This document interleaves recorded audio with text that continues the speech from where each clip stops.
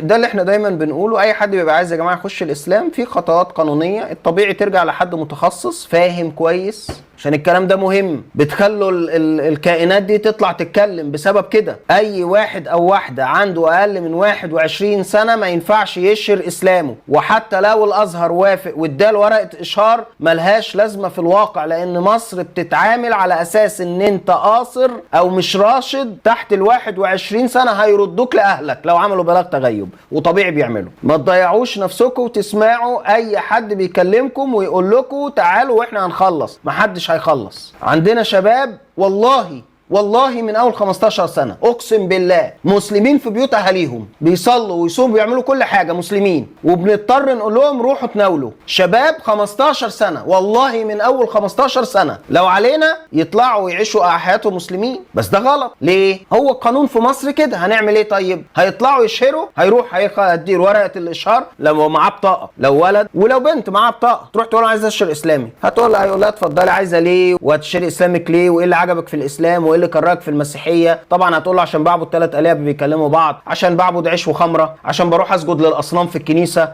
عشان بروح احسس على جثث ميتين، كلام كده.